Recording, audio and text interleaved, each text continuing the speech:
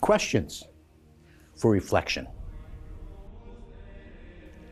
In the book of the prophet Hosea, the prophet's life becomes an analogy for Israel's relationship with the Lord.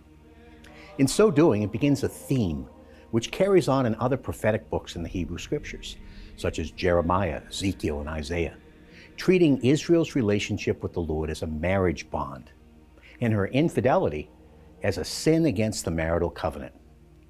Of course, in the New Testament, this theme is carried through in the church as the bride of Christ. In the passages of today's reading, the Lord speaks through the prophet to his people, seeking to woo her back to him and espouse her to himself. The Catholic Catechism explains this nuptial or marital relationship, and I quote, "The nuptial covenant between God and his people Israel had prepared the way for the new and everlasting covenant in which the Son of God, by becoming incarnate and giving his life, has united to himself in a certain way all mankind saved by him, thus preparing for the wedding feast of the Lamb." And that's paragraph 1612, citing Revelations chapter 19.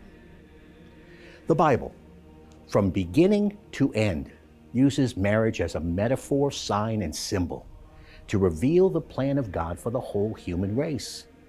Marriage was God's plan from the beginning, as we see in the first book of Genesis. Throughout the Old Testament, the Lord speaks through his messengers to remind Israel that the Lord has espoused her to himself.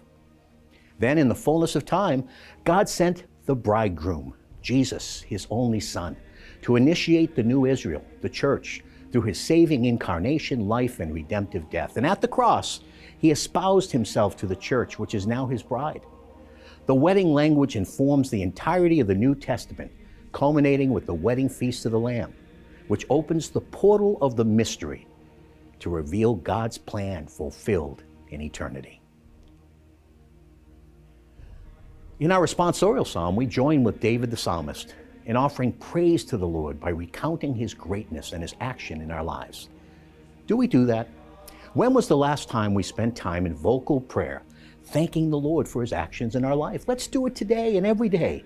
It not only brings joy to the heart of the Lord, it lifts us up and draws us closer to him. The gospel for today presents us with two wonderful healings performed by Jesus: the raising of the official's daughter from the dead and the healing of the woman with the hemorrhage. Notice that both signs of the kingdom, both miraculous healings, resulted from a sincere request, a prayer from the heart. The official knelt before the Lord and said, "My daughter has just died, but come and lay your hand on her, and her life will be saved." The woman with the life-threatening flow of blood touched the fringe of his cloak, for she was thinking, "If only I can touch his cloak, I shall be saved." And we heard Jesus turned around and saw her, and he said to her, "Courage, my daughter, your faith has saved you." Miracles are constantly occurring. The real question is, do we see them?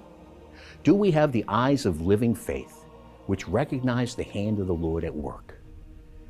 Do we ask for them?